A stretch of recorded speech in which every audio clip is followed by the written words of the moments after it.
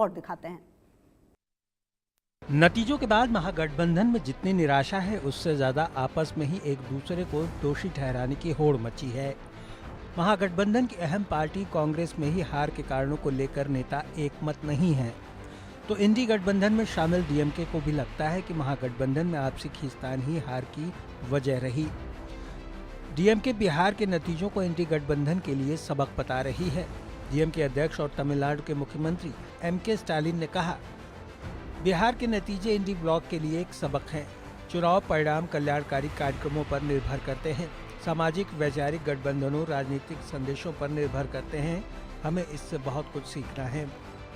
अपने x post में Stalin ने नीतीश कुमार को जीत की बधाई दी और कड़ी मेहनत करने वाले तेजस्वी को भी। लेकिन चुनाव में जीत के लिए एमके स्टालिन ने जिन बातों का जिक्र किया, जाहिर है उन्हें महागठबंधन में इसकी भारी कमी दिखी। मसलन कल्याणकारी कार्यक्रमों, सामाजिक और वैचारिक महागठबंधनों और राजनीतिक संदेशों की। महागठबंधन में चुनावी फायदों के लिए पार्टियां एकजुट तो हुई, लेकिन उनके बीच सामाजिक और वैचारिक एकजुटता नहीं दिखी। हालांकि स्टालिन ने चुनाव आयोग पर भी सवाल उठाए, लेकिन महागठबंधन के लिए की गई उनकी टिप्पणी काफी कुछ बयां कर गई। महागठबंधन में शामिल कुछ दलों ने हार की जिम्मेदारी स्वीकार की है। आरजेडी सांसद मनोज झा ने जो कहा, उससे लगता है कि वो राहुल गांधी के चुनाव आयोग पर वोट चोरी के आरोपों से सहमत नहीं है। देखिए, मैं मानता हूं सबसे पहले तो जदयू, बीजेपी और आरएलएम, हम, एलजेपी, रामविलास जी, उनको बहुत बहुत शुभकामनाएं। बिहार की बेहतरी के लिए कुछ ब्लूप्रिंट तेजस्वी जी ने सामने रखा था, पलायन, नौकरी, और जो बिहार का हिस्सा बना मानस का, उस पर काम करें। हमारी जो भी संख्या है असेंबली में, हम उस संख्या के आधार पर लगातार मूल्यांकन करते रहेंगे। बहरहाल, जब एक इतना बड़ा मैंडेट मिलता है किसी गठबंधन को, तो अपोजिशन बाहर भी होता है और मैंडेट के अंदर भी एक अपोजिशन की संभावना रहती है। डिप्टी सीएम के पद को लेकर महागठबंधन में खींचतान का केंद्र रही वीआईपी के मुकेश सहनी ने नानुकुर किए बिना जनादेश को स्वीकार कर लिया और कहा कि विफल होने की समीक्षा करेंगे। वो होगा, फिलहाल ये जनादेश को हम स्वीकार करते हैं, जनता ने दिया है, और जो जीते हैं एनडीए उनको मैं बधाई देता हूं, शुभकामना देता हूं। बस उससे आग्रह करता हूं कि जिस नाते आपने वोट लिया है, खास करके हमारी माता बहन को आपने उनको बलगा के कि आपने 10,000 रुपये का किस्त आपने दिया है और आपने कहा कि हम 1,90,000 रुपये सरकार बनने के बाद हम देंगे, और ये बड़ी संख्या है, 1.5 करोड़ माता बहन है, और उन्होंने यही उम्मीद से आपको वोट दिया है। आप सरकार बनने के बाद तुरंत जो दूसरा किस्त है 1,90,000 रुपये जो हर माता बहन के खाता में देने का काम आप करेंगे, और मैं देख रहा हूं कि इसमें माता बहन जो है, खास करके उनका वोट जो है एनडीए के पक्ष में गिरा है, जिसके कारण इतनी बड़ी उनकी सफलता और इतनी बड़ी जीत हो रही है, क्योंकि ये इस तरीके से जीत हम लोग कभी सोचे नहीं थे। आरजेडी के बाद महागठबंधन की दूसरी अहम पार्टी कांग्रेस जनादेश को आसानी से स्वीकार नहीं कर पा रही है।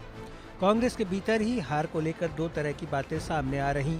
दिल्ली में कांग्रेस के शीर्ष नेतृत्व ने हार को अविश्वसनीय करार देते हुए वोट चोरी और चुनाव आयोग पर ठीकरा फोड़ा। उधर कर्नाटक कांग्रेस के अध्यक्ष और डिप्टी सीएम डीके शिव कुमार का बयान कुछ और ही कहानी कहता दिख रहा। डीके शिव कुमार ने कहा कि नतीजे आ गए हैं, चिंता क्यों, छोड़ो, जो हुआ सो हुआ। जनता ने उन्हें बहुमत दिया है, ये हमारे लिए एक सबक है। हमारे नेता पहले ही इस पर अपनी राय दे चुके हैं। भविष्य में हम कांग्रेस और इंडी गठबंधन के लिए नई रणनीति बनाएंगे। यानी डीके शिव कुमार भी मानते हैं कि एमके स्टालिन से वो सहमत हैं और हार से सबक लेने पर जोर दे रहे।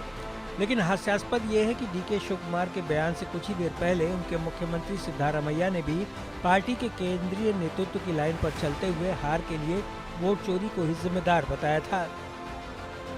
कटिहार के कांग्रेस सांसद और पूर्व केंद्रीय मंत्री तारिक अनवर ने भी हार के लिए महागठबंधन और कांग्रेस पार्टी के अंदरूनी हालात को जिम्मेदार बताया। तारिक अनवर के मुताबिक महागठबंधन में शामिल पार्टियों के बीच तालमेल नहीं था। टिकटों के बंटवारे के लिए फॉर्मूला होना चाहिए था। अब समय आ गया है कि कांग्रेस कुछ कठोर कदम उठाए। अखिल भारतीय कांग्रेस कमेटी के प्रभारी समेत पूरे राज्य इकाई में बदलाव हो। राज्य इकाई में ऊपर से नीचे तक नया रूप दिया जाना चाहिए।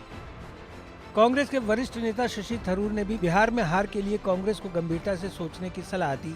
हालांकि चुनाव प्रचार में न उन्हें बुलाने का दर्द भी छलका। मैं बिहार में नहीं था, मुझे पार्टी ने प्रचार के लिए नहीं बुलाया था। पार्टी की जिम्मेदारी है कि वो समझे गलती कहाँ हुई। बिहार में हार को लेकर कांग्रेस के अंदर ही दो मत और इंडी गठबंधन के सहयोगी दलों का महागठबंधन को सबक लेने की नसीहत। राहुल गांधी, अखिलेश यादव जैसे वरिष्ठ नेताओं की बिहार में मौजूदगी, ये सारी चीजें कोई असर नहीं दिखा सकी। अगले साल तमिलनाडु में भी विधानसभा चुनाव होने हैं। बिहार के नतीजों से क्या डीएमके को लगने लगा है कि इंडी गठबंधन में आपसी सामंजस्य नहीं बैठा, तो तमिलनाडु में इंडी गठबंधन के बड़े नेताओं की उपस्थिति में भी कोई कमाल नहीं हो पाएगा। Bureau report, India news. बढ़ते हैं आगे।